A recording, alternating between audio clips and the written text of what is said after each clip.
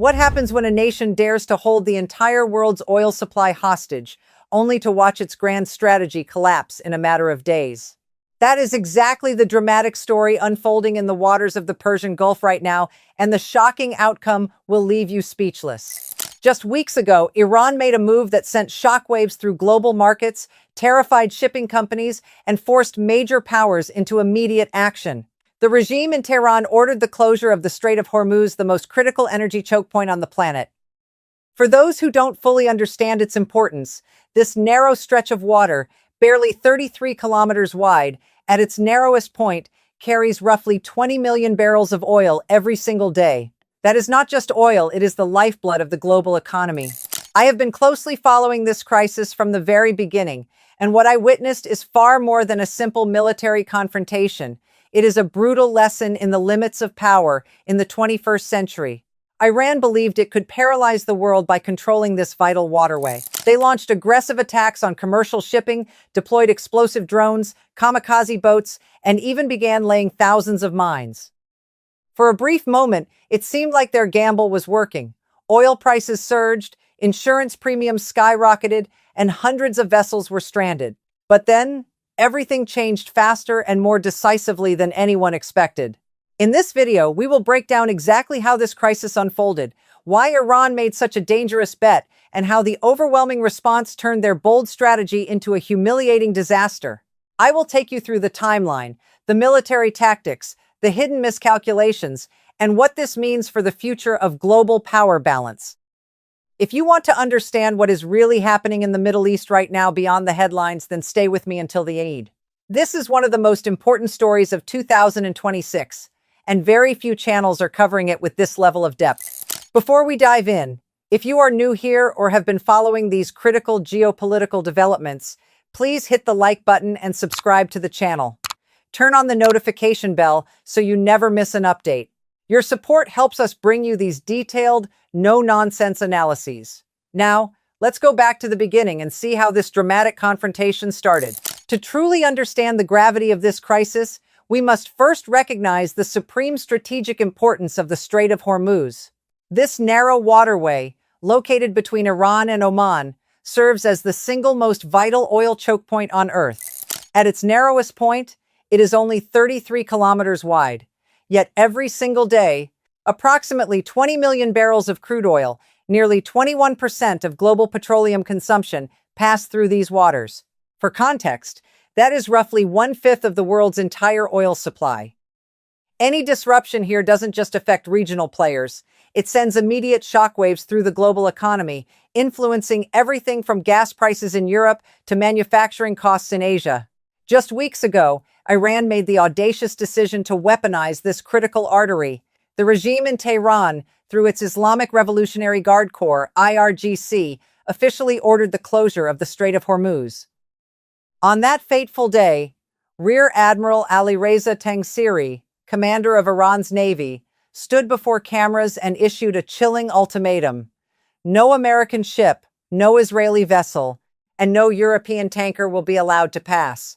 He boldly challenged the world, saying that anyone who doubted Iran's resolve should come and test it themselves. This was not mere rhetoric, it was the opening move of a high-stakes gamble. What followed was a rapid escalation. Iranian forces launched a coordinated campaign of aggression against commercial shipping. In total, 17 different tankers were attacked as they attempted to navigate the strait. Explosive-laden drones struck without warning, while unmanned surface vessels, often called kamikaze boats, rammed into hulls above the waterline. The damage was devastating. 6 massive tankers were rendered completely unusable. One particularly alarming incident involved the MV Mercer Street, a civilian vessel flying a Thai flag with no military connections whatsoever. It was simply carrying commercial cargo through an international waterway when it came under attack. The aggression did not stop with Western or neutral ships. Even vessels from countries Iran considers allies were not spared. Several Russian LNG carriers found themselves targeted, revealing the desperate and increasingly reckless nature of Iran's strategy. In a further escalation, Iranian forces began laying large numbers of naval mines throughout the strait and surrounding waters. These mines were designed to remain hidden on the seabed, waiting for passing hulls. Military analysts warned that if this mining operation had been completed, the strait could have been rendered impassable for years. The immediate consequences were catastrophic for global trade. Before the crisis, between 70 and 80 large commercial vessels safely transited the Strait of Hormuz every day. After Iran's attacks began, that number plummeted almost to zero within 48 hours. Over 1,000 commercial ships became stranded, anchored off the Gulf Coast, unable to move forward or safely retreat. Insurance premiums for vessels operating in the region skyrocketed to unprecedented levels. Major shipping companies suspended operations entirely, choosing instead to reroute their fleets around the southern tip of Africa, a detour that added thousands of nautical miles and millions of dollars in extra costs. For a brief period, it appeared that Iran's plan was working. Oil prices surged dramatically. Global markets trembled. Shipping giants froze operations, and energy-dependent nations began to panic. The world was witnessing what strategists call a dual choke point crisis, with Houthi rebels backed by Tehran simultaneously disrupting traffic in the Red Sea. I have studied many geopolitical flashpoints, but the speed and scale of this disruption were truly remarkable. Iran had turned a global commons into a heavily armed toll booth. However, what they failed to anticipate was the swift and overwhelming response that would follow. But just when it seemed Iran held the upper hand, the situation reversed dramatically. Only days after their bold declaration, the balance of power shifted in a way few could have predicted. To understand why Iran chose this dangerous path, we must examine the evolution of its military doctrine over the past decades. After suffering devastating losses in direct naval confrontations with the United States during the 1980s, particularly in Operation Praying Mantis, Iranian strategists realized a fundamental truth. They could never match America's conventional naval power ship for ship or carrier for carrier. Instead of attempting to compete symmetrically, Tehran made a calculated pivot toward asymmetric warfare, a strategy designed to exploit weaknesses in superior forces through unconventional means. This approach became the cornerstone of Iran's defensive and offensive planning in the Persian Gulf. Rather than building a large traditional navy, Iran invested heavily in weapon systems that were cheaper, harder to detect, and devastatingly effective in the confined waters of the Strait of Hormuz. At the heart of this strategy were anti-ship ballistic missiles capable of traveling at speeds exceeding Mach 3. These advanced missiles, hidden inside mountain caves along Iran's coastline, were designed to punch through the hulls of even the largest supertankers within minutes. A single well-placed strike could send hundreds of thousands of barrels of oil to the bottom of the sea. Complementing these missiles was a massive fleet of kamikaze drones, most notably the Shahad 136 series. With ranges extending hundreds of kilometers and production costs of only a few $100,000 each, these drones allowed Iran to overwhelm advanced defense systems through sheer swarm tactics. Thousands were stored in underground bunkers, ready for rapid deployment. In addition, Iran developed swarms of fast attack boats, small, highly maneuverable vessels crewed by the IRGC Navy. These boats could dart out from hidden coastal bases, launch missiles or ram targets, and disappear before a conventional response could be organized. The geography of the Strait of Hormuz itself was turned into a weapon. Its shallow waters, numerous islands, and narrow channels created the perfect environment for guerrilla-style naval warfare. Iran positioned mobile launchers, radar systems, and command centers throughout the region, many concealed in fortified underground facilities. This layered defense network was meant to make any attempt to reopen the strait extremely costly for any adversary. Furthermore, Iran extended its reach beyond its own borders through its network of proxies. The Houthi rebels in Yemen, heavily supplied and directed by Tehran, created a southern front in the Red Sea using Iranian-designed missiles and drones.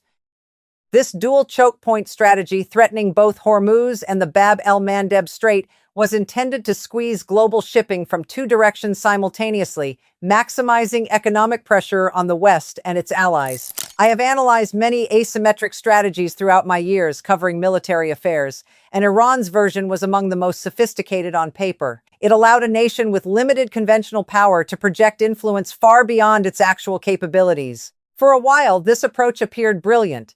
It deterred direct confrontation and gave Tehran a powerful lever to influence global energy markets. However, this strategy carried a critical flaw that would soon be exposed. It relied heavily on the assumption that the United States and its partners would hesitate to pay the high price of a direct response. Iran bet everything on the idea that disruption alone would force the world to accept its demands. As we will see in the next sections, this calculation proved to be a catastrophic misjudgment. Iran did not stop at threats. Within days of declaring the closure of the Strait of Hormuz, they launched a ruthless campaign of aggression against commercial shipping. A total of 17 tankers and cargo vessels were attacked in coordinated strikes. Explosive-laden drones struck without warning, while high-speed unmanned surface vessels, commonly known as kamikaze boats, slammed into ship hulls at critical points above the waterline. The results were immediate and devastating. 6 massive tankers were completely disabled, leaking oil and blocking vital shipping lanes. One of the most alarming incidents involved the MV Mercer Street, a civilian tanker flying the Thai flag. The vessel was not carrying military cargo, nor was it affiliated with any Western Navy. It was simply transiting an international waterway when it came under heavy drone attack. The strike highlighted Iran's willingness to target innocent civilian shipping, sending a wave of fear throughout the global maritime industry. Even ships from nations Iran considered friendly were not spared. Multiple Russian LNG carriers found themselves in the crosshairs, revealing the increasingly desperate and indiscriminate nature of Tehran's operations. In an even more dangerous escalation, Iranian forces began laying hundreds of naval mines across the strait and adjacent waters. These sophisticated mines were designed to remain dormant on the seabed until triggered by the magnetic signature or acoustic noise of passing vessels. Military experts warned that a fully completed mining operation could have rendered the Strait of Hormuz impassable for years. Clearing such mines is one of the most hazardous and time-consuming tasks in naval warfare. The impact on global trade was swift and severe. Prior to the crisis, between 70 and 80 large commercial vessels passed safely through the strait each day. After the attacks began, that number dropped almost to zero within 48 hours. Over 1,000 commercial ships became stranded, anchored helplessly off the Gulf Coast.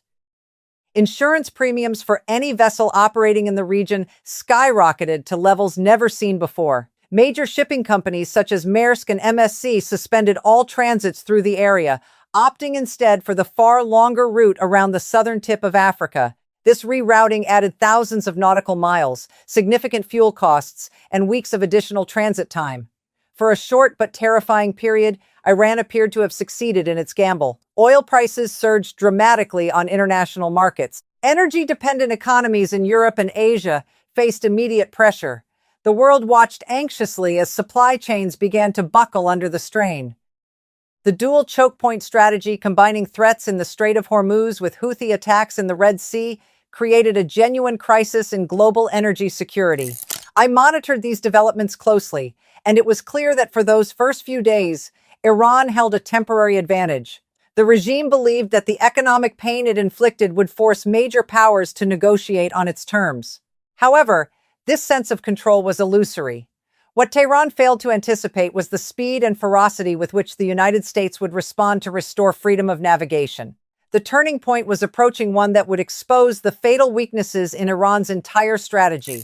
That illusion of control shattered the moment the United States drew its red line. The American response was swift, overwhelming, and meticulously executed. Two of the most powerful naval formations in the world, the USS Gerald Ford and USS Abraham Lincoln carrier strike groups, were already positioned in the region. They were rapidly reinforced with additional warships, advanced fighter squadrons, and an extensive network of surveillance assets that turned the entire Persian Gulf into the most heavily monitored body of water on the planet. President Donald Trump addressed the nation directly, declaring that the United States would not tolerate any disruption to freedom of navigation. Secretary of Defense Pete Hegseth reinforced this message, stating that Iran's military capabilities had been severely degraded and that American forces would continue operations until every threat to the strait was eliminated. What followed was one of the most decisive military campaigns in recent years. American bombers flew sortie after sortie, targeting Iranian radar installations, drone launch facilities, underground command bunkers, and the mountain caves housing anti-ship ballistic missiles. Each strike was precision-guided, designed not merely to destroy weapons, but to dismantle the entire command and control network that enabled Iran's asymmetric warfare. Communication systems were jammed or destroyed, supply lines severed, and mobile launchers systematically hunted down. The most dramatic phase, however, was the fate of Iran's navy itself. Within days, approximately 95% of Iran's operational fleet was either destroyed or rendered completely inoperable. Warships that had once been symbols of national pride were reduced to burning wreckage.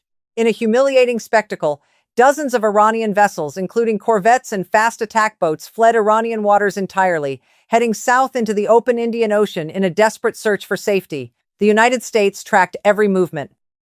Three of Iran's most important naval assets, the Iris Dena, Iris Lavan, and Iris Bouchard, which had been conducting exercises near India, attempted to escape.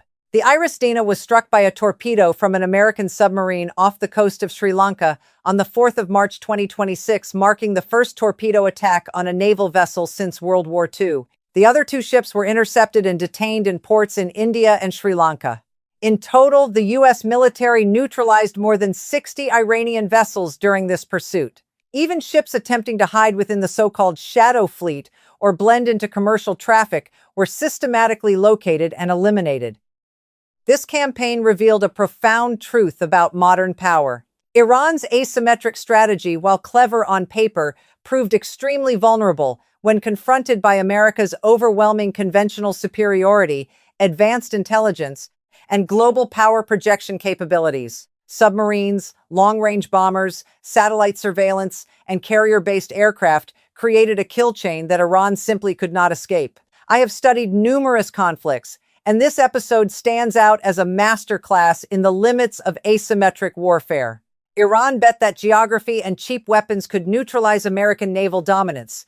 They were wrong. The United States demonstrated that control of the world's oceans still rests firmly in one set of hands, and it is not Tehran's.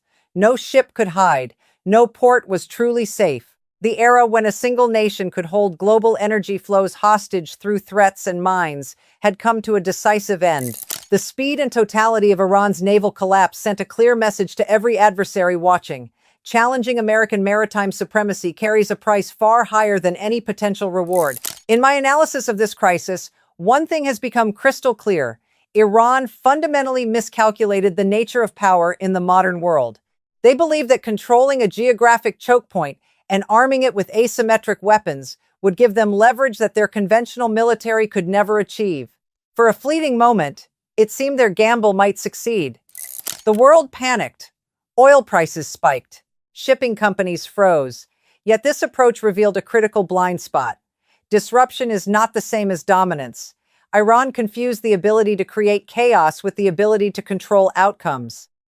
What struck me most deeply is how this event exposed the enduring importance of conventional naval superiority and integrated power projection. Despite years of investment in missiles and drones, Iran's strategy crumbled when faced with America's full-spectrum capabilities, from submarines to satellites to carrier strike groups. This is not just a military defeat, it is a strategic reckoning. The images of Iranian warships fleeing across the Indian Ocean, hunted and cornered, will be remembered as a defining symbol of the limits of asymmetric warfare when confronted by overwhelming resolve and technological superiority. Looking ahead, I see three plausible scenarios for the future. The most likely scenario is a period of tactical retreat combined with continued proxy aggression. Iran will likely preserve its remaining missile and drone capabilities, intensify operations through the Houthis, and focus on rebuilding covert networks. The Strait of Hormuz may reopen under American protection, but tensions will remain high, with sporadic incidents designed to maintain pressure without triggering another full-scale confrontation. The worst-case scenario is extremely dangerous. Humiliated and backed into a corner, hardliners in Tehran could opt for desperate measures, launching major attacks on U.S. assets, attempting to close the strait again through more extreme means, or escalating regional conflicts. Such actions could push oil prices beyond $150 per barrel and ignite a broader Middle East war with unpredictable global consequences.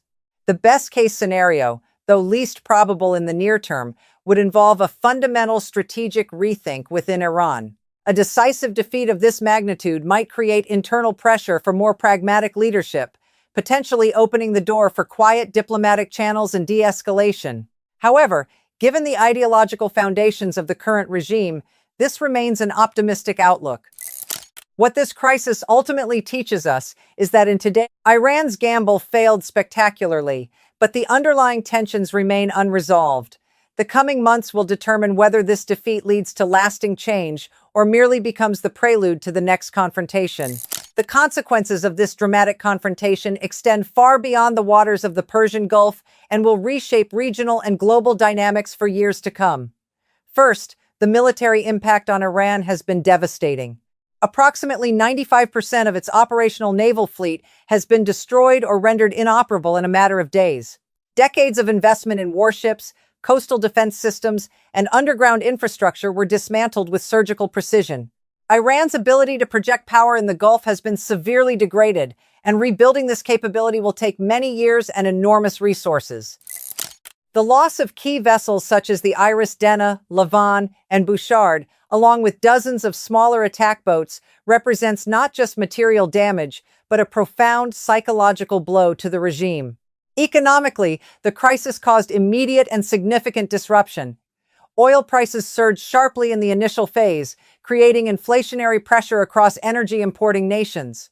Although the strait has since been reopened under American protection, the rerouting of hundreds of tankers around Africa added substantial costs to global supply chains. Insurance premiums remain elevated, and shipping companies are rethinking long-term risk assessments for the region. The cumulative economic damage from higher energy prices to delayed cargo and increased operational expenses is estimated in the tens of billions of dollars. Developing economies in Asia and Europe have been particularly hard hit, with some facing energy shortages and rising living costs. On the geopolitical front, the United States has once again demonstrated its role as the ultimate guarantor of maritime security. By rapidly deploying carrier strike groups and personally escorting commercial vessels through contested waters, America sent an unmistakable message to both allies and adversaries. The world's oceans will remain open for legitimate trade. This action has strengthened confidence among U.S. partners in the Gulf and beyond, while forcing countries like China, Russia, and India to reassess their strategic calculations regarding energy security and naval vulnerability. For China, the crisis highlighted the risks inherent in its heavy reliance on Middle Eastern oil transported through vulnerable sea lanes. Beijing is now likely to accelerate efforts to diversify its energy sources and develop alternative overland routes. Russia, already strained by other conflicts, has witnessed the limitations of supporting Iranian adventurism. Meanwhile, regional players such as Saudi Arabia and the UAE have gained renewed confidence in American security commitments. Perhaps most significantly, this event has reinforced a crucial lesson about modern warfare. Asymmetric tactics alone are insufficient to challenge established powers without comprehensive military, economic, and diplomatic strength. Iran's strategy exposed the vulnerabilities of relying too heavily on geography and low-cost weapons when facing a superpower willing to employ overwhelming force across multiple domains: air, sea, undersea, cyber, and space. In the longer term, the crisis may lead to increased militarization of critical waterways and accelerated global efforts to develop alternative energy sources and shipping routes. It also raises important questions about the future of hybrid warfare. While drones and missiles will continue to play major roles, this conflict reminds us that traditional power projection capabilities, particularly naval forces, remain decisive in upholding the international order.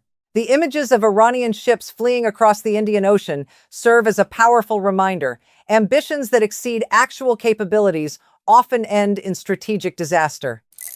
The balance of power in the Middle East has shifted, at least temporarily, and the ripples of this confrontation will influence international relations, energy markets, and military planning for the foreseeable future. In conclusion, Iran's attempt to close the Strait of Hormuz represents one of the most significant strategic miscalculations in recent Middle Eastern history. What began as a bold gamble to hold global energy supplies hostage ended in a swift and humiliating defeat. The regime's navy was largely destroyed, its asymmetric strategy exposed, and its vision of regional dominance shattered against the reality of American naval supremacy. I have followed many geopolitical crises, but few have illustrated the limits of power as clearly as this one. The haunting images of Iranian warships fleeing desperately across the Indian Ocean, hunted by superior forces, will remain etched in our memory as a defining moment. It was not merely a military victory for the United States, it was a powerful reaffirmation that control of the global maritime commons still determines the fate of nations in our interconnected world. This event carries a profound lesson for all players on the international stage. Geography and disruptive weapons can create temporary leverage, but they cannot overcome comprehensive military superiority, technological dominance, and unwavering political will. Iran gambled everything on the belief that the world needed its oil routes more than it needed stability. That gamble failed spectacularly. Now the critical question remains, what comes next? Will this decisive defeat force Iran to reconsider its confrontational strategy, or will the humiliation fuel even more dangerous forms of retaliation? Can the Strait of Hormuz truly return to being a safe and predictable waterway while current tensions persist? And perhaps most importantly, has the global community learned the right lessons about protecting vital sea lanes in an era of hybrid threats? I would love to hear your thoughts in the comments below. Was the American response justified and proportionate? Do you believe Iran will attempt another challenge in the future? Or has the balance of power in the Gulf shifted permanently? Your perspectives help shape this important conversation. If this in-depth analysis has given you clearer insight into one of the most consequential events of 2026, please support the channel by hitting the like button and sharing this video with others who care about geopolitical and military developments. Don't forget to subscribe and turn on the notification bell so you never miss future deep dives into critical global flashpoints. We are committed to delivering honest, detailed, and timely analysis that goes far beyond surface-level headlines. Thank you for watching until the end. Stay informed, stay vigilant, and I will see you in the next video.